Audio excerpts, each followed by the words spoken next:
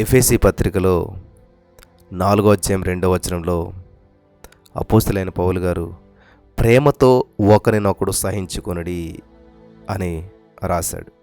స్తోత్రం దేవా. ఈరోజు ఈ యొక్క వాక్యాన్ని ధ్యానిస్తూ ఉండగా మాతో మాట్లాడు ప్రతి వారికి వినగల చెవి గ్రహించగలదు అనుగ్రహించి విత్తబడిచిన వాక్యం వ్యర్థం కాకుండా ప్రతి హృదయంలో నాటబడి ఫలింపచేసి నూరంతల పంట అనిపించిన కృప చూపించమని యేసుక్రీస్తు నామములో ప్రార్థించి నమ్మి పొందుకుని ఉన్నాం తండ్రి.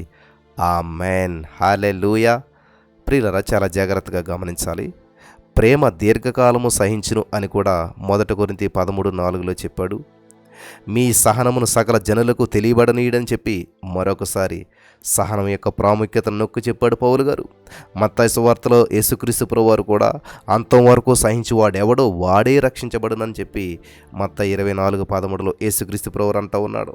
1 కొరింథీ పత్రిక 6వ అధ్యాయం 7వ వచనంలో ఒకని మీద ఒకడు వ్యాజ్యమాడుట మీలో ఇప్పటికే లోపము, అంతకంటే అన్యాయం సహించటం మేలు కదా అంటూ కొరింథీయులకు మరి ఆ రాసినటువంటి పత్రికలో ప్రశ్నిస్తున్నాడు అపోస్తలుడైన పౌలు గారు. యేసుక్రీస్తును మనం పరిశీలనాత్మకంగా చూచినట్లయితే ఆయనలో సహనం ఉన్నది. పౌలు అదే మాట్లాడుచున్నాడు. నేను క్రీస్తుని పోలి నడుచుకున్న ప్రకారం మీరు కూడా నన్ను పోలి నడుచుకునుడి 1 కొరింథీ 11:1 చెప్తున్నాడు. ఒకవేళ నేను ఎంతవరకు సహించాలి, ఎంతవరకు సహించగలను, నేను సహించడానికి కూడా ఒక పరిమితి ఉంటుంది కదా, ఉండదా? సహించడానికి కూడా ఒక పరిమితి అంటూ ఉండదా? ఎంత సహించామండి అని కూడా మీరు అనుకోవచ్చు. ఎస్, ప్రభువుకు మనల్ని నిర్మించినటువంటి రీతి ఆయనకు తెలుసు. ఎంతవరకు సహించగలుగుతామో ఆయనకు బాగా తెలుసు. అందుకే దేవుని వాక్యం ఏం సెలవిస్తుంది తెలుసా? దేవుడు నమ్మదగినవాడు, మీరు సహింపగలిగినంతకంటే ఎక్కువగా ఆయన మిమ్మల్ని శోధింపబడనీయుడు. సహింపగలుగుటకు ఆయన శోధనతో పాటు తప్పించుకునేటువంటి మార్గాన్ని కూడా ఆయన మీకు తెలియజేస్తాడంటూ దేవుని వాక్యం స్పష్టంగా యాకోబు పత్రికలో మనం చదువుతూ వస్తున్నాం. హల్లెలూయా. దేవుడు మనలను సహనమును పాఠశాలకు తీసుకుని వస్తాడు. దేవుడు మనలందరినీ కూడా ఈ సహనం అనే పాఠశాలకు తీసుకుని వస్తాడు. కాబట్టి ఈ సహనం అనే పాఠశాలలో ఉత్తీర్ణుడైనటువంటి వాడు, పాస్ అయినటువంటి వాడు ఉత్తముడుగా పిలువబడతాడు. ఈ పాఠశాలకు రావటానికి ఇష్టపడని వాడు మరి ఉత్తివాడైపోతాడు. ప్రియులారా, నువ్వు ఉత్తముడిగా ఉంటావా, ఉత్తివాడిగా ఉంటావా? ఉత్తముడిగా ఉంటావా, ఉత్తివాడిగా ఉంటావా? సహనం అనేటువంటి పాఠశాలలో మరి నీవు పాస్ అయితే, ఉత్తీర్ణుడు అయితే ఉత్తముడిగా ఉంటావు, ఫెయిల్ అయితే ఉత్తివాడిగానే ఉంటావు. ఫెయిల్డ్ క్యాండిడేట్లు అందరూ కూడా ఉత్తుళ్ళే, సహనం లేనటువంటి వారు అనమాట. మీకు అర్థమవడానికి ఒక ఎగ్జాంపుల్ చెప్తాను. ఒక అద్భుతమైనటువంటి సంఘటన మీతో చెప్పాలని చెప్పి నేను ఆశపడుతున్నాను. 70 సంవత్సరాలు ఉన్నటువంటి ఒక వృద్ధుడు దారి తప్పిపోయాడంట. 70 సంవత్సరాలు భయంకరమైనటువంటి చలిలో ఎవరు కూడా ఆయన చేర్చుకోలేదు. మరి ఆ వృద్ధుడు వృద్ధాప్యంలో ఉన్నాడు, చలిలో ఉన్నాడు, 70 సంవత్సరాలు, ఎవరు చేర్చుకోలేదు. ఒక పాస్టర్ గారు ఏం చేశాడంటే ఆయన చేర్చుకున్నాడంట. వేడివేడి పాలు ఇచ్చాడంట, స్నానం చేయడానికి నీళ్లు, వేడివేడి భోజనం, మరి నీళ్ళు వేడి చేశాడు, భోజనం సిద్ధపరిచాడు, ఎంతో అతిథి మర్యాదలు చేశాడు. దేవుని మహాకృపను బట్టి మరి సేవకుడు కాబట్టి దేవుడి ప్రేమను చూపించాడు. బాగానే ఉంది. ఆ వృద్ధుడు ఆ యొక్క సేవకుని దగ్గర ఉన్నాడు. చక్కగా మరి సేద తీర్చుకున్నాడు, భోజనం చేశాడు. భోజనం చేసిన తర్వాత వెచ్చని పొయ్యి దగ్గర కూర్చున్నాడు. ఇద్దరు కూడా కబుర్లు చెప్పుకుంటూ ఉన్నారు. వృద్ధుడు, బాబు నువ్వేం చేస్తావు అని చెప్పి ఈ పాస్టర్ గారిని అడిగాడు. 70 సంవత్సరాల వృద్ధుడు మంచిగా భోజనం చేసి స్నానం చేశాడు. చక్కగా ఇద్దరు మాట దగ్గర కూర్చొని చలి మంట దగ్గర కాచుకుంటూ మాట్లాడుతున్నాను.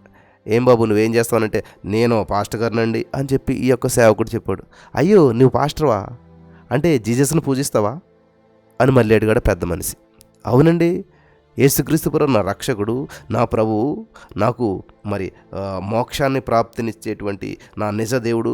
స్వర్గానికి వెళ్ళాలంటే, పరలోకం వెళ్ళాలంటే ప్రభునే నమ్ముకోవాలి, కాబట్టి ఆయనే నా దేవుడు అంటూ మరి ఏదో సాక్ష్యం ఇవ్వబోయాడు ఈ యొక్క సేవకుడు. దేవుని యొక్క గొప్పతనాన్ని వివరిస్తూ ఉన్నాడు.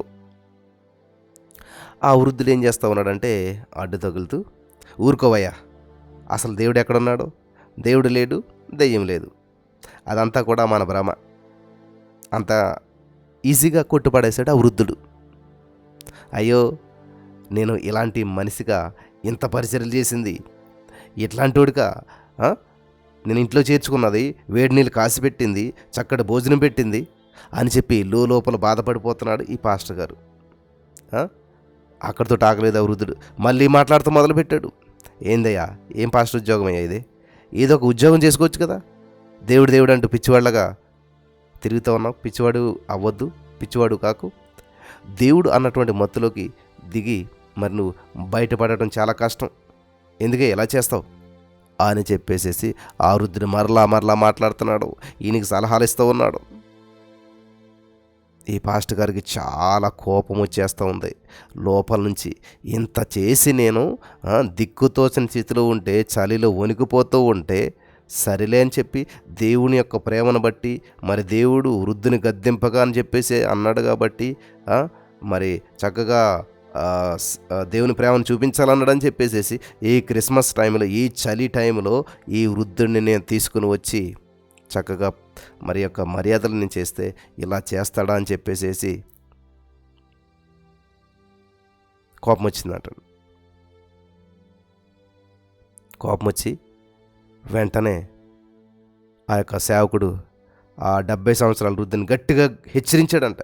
రేయ్ ముసలోడా, ఒక్క మాట కూడా ఇంకా నా ప్రభుని ఏమైనా అంటే నేను ఊరుకోను, నా యేసయ్య గురించి ఏమన్నా మాట్లాడమంటే నేను ఊరుకోను, నా ఇంట్లోంచి వెళ్ళిపో, వెంటనే వెళ్ళిపో ఇక్కడి నుంచి, ఒక్క క్షణం కూడా ఇక్కడ ఉండొద్దు అని చెప్పి కోపంతో ఊగిపోయాడంట మన పాస్టర్ గారు. వెంటనే ఆ వృద్ధుడు, ఆ 70 సంవత్సరాల వృద్ధుడు అక్కడి నుంచి వెళ్ళిపోయాడంట. వెళ్ళిపోయాక ఆ రాత్రి ఆ పాస్టర్ గారు బాధతో నిద్రలోకి వెళ్ళాడంట. ఆ బాధ అంతా హృదయాన్ని పిండేసింది. ఏం చేశాను నేను ఏంటి అని చెప్పేసి అలాగే పడుకున్నాడు, నిద్రపోయాడంట. ఆ రాత్రి స్వప్నంలో యేసుక్రీస్తు ప్రభువు వచ్చాడంట. వచ్చి ఏమన్నాడు తెలిసేసియా, నువ్వెందుకు ఆ వృద్ధుని తరిమేశావు అని అడిగాడంట. ప్రభువా, అతను నీ గురించి ఎన్ని చెడ్డ మాటలు పలికాడో మీరు వినలేదా అన్నాడంట.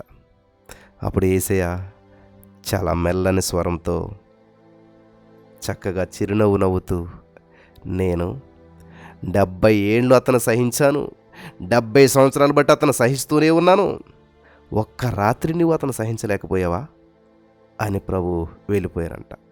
హల్లెలూయా, దేవునికి స్తోత్రం కలుగును గాక. దీనుడైన వాడు సహనం గలవాడవుతాడు, సహనం గలవాడు పరిశుద్ధుడని పిలువబడతాడు. కాబట్టి ఈ రోజున ఈ మాటలు వింటున్న ప్రియమైనటువంటి సహోదరి స్నేహితులారా, సహనాన్ని కోల్పోతున్నారా? యేసయ్య ఏమన్నాడు చూసారా, 70 సంవత్సరాలు బట్టి నేను సహిస్తున్నానే, ఒక్క నైట్ నువ్వు సహించలేకపోయావా? కాబట్టి ఈరోజు మీలో చాలామంది ఎంతకాలం సహింతాం బ్రదరు, ఎంతకాలం సహింతాం? మా అత్తగారు పెట్టే టార్చరు, మా ఇరుగు పొరుగు వాళ్ళు, మా కొలీగ్స్, మా బంధువులు, మేము యేసయ్యను నమ్ముకున్నామని వాళ్ళు చేసేటువంటి హేళన ఎంతకాలం సహింతాం మేము అని మీరు అన్నట్లయితే ఈరోజు మీ ప్రశ్నకి సమాధానం వచ్చిందని చెప్పి నేను నమ్ముచున్నాను.